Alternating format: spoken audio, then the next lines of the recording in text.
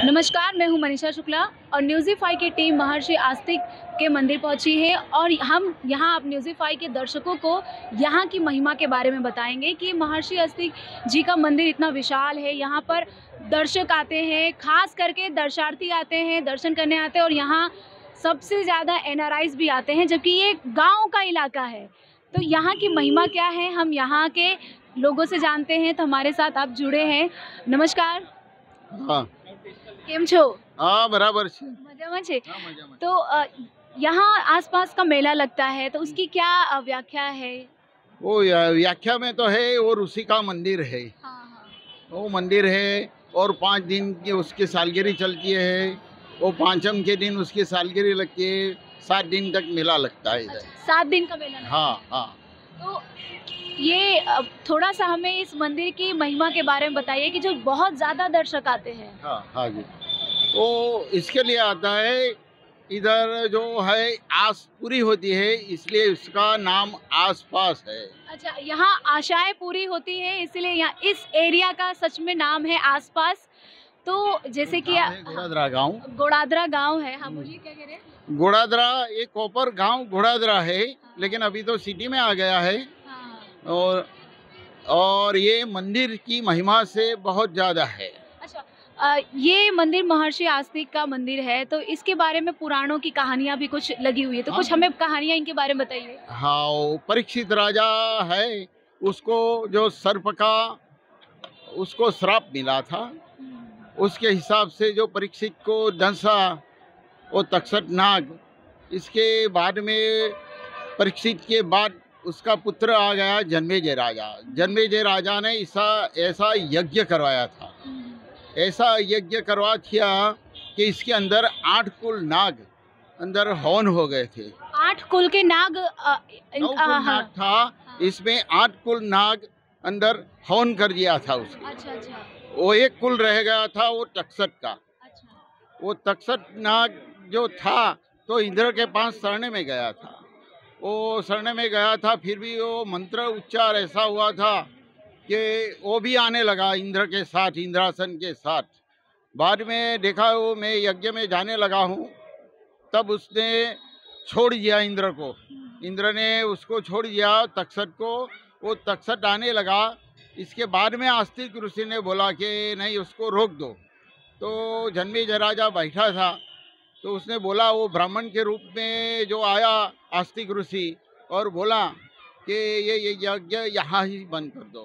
तो तब बोला कि नहीं, ये यज्ञ मेरे पिताजी का वैर लेना चाहता हूँ, इसलिए ये यज्ञ तो होके ही रहेगा। का रूप होता है, वो कोई भी ऋषि यज्ञ करता होगा या राजा यज्ञ करता होगा, तो वो ब्राह्मण जो वचन मांगता है वो देना पड़ता है। तो उसने बोला कि ये यज्ञ यहाँ रोक दो, तो नहीं बोला कि नहीं, तो मेरे को यही वचन चाहिए। तो जन्मेजय राजा ने बोला था कि मेरा मस्तक ले लो, ये यज्ञ बंद कर दो। तो नहीं, ऐसा नहीं हो सकता है। तो ये नहीं, मेरे को यही चाहिए। तो ये वचन सिद्ध कर दिया था बाद में कि वो आस्तिक ऋषि का वचन रखा था, और बाद में बोला कि चलो ठीक है, यही वचन मैं दे देता हूँ। जो ये काटेगा किसको, तो कि काटेगा तो मैं पल में उसको वार दूंगा, ऐसा उसने वचन दिया था आस्तिक ऋषि ने। आस्तिक ऋषि ने किसे वचन दिया था? आस्तिक ऋषि ने जो तक्षक नाग नहीं, और तक्षक नाग ने नहीं, जन्मेजय राजा को दिया था। जन्मेजय राजा ने बोला था कि वो किसी को काटेगा तो बाद में क्या होगा, देखिए नहीं, वो काटेगा तो मैं पल में उसको वार दूंगा। अच्छा। और मेरा नाम लेगा वो तो सामने भी नहीं आएगा। ऐसी उसकी महिमा है, इसलिए वो सबकी आस भी पूरी कर देता है। इसलिए सूरतवासी सब इधर आके वो 5 दिन, हाँ 5 दिन जो भगवान का नाम लेता है, बाद में वो धंधा सब शुरू करता है। हम जैसे हम थोड़ा बातचीत कर रहे थे, तो यहाँ पे पता चला कि कुछ छाछ की भी कुछ महिमा है, उसकी भी कहानी है। तो इसके रंगवदूत आया था। अच्छा, और रंगवदूत पहले ना बोलता था कि नहीं आने वाला हूँ मैं।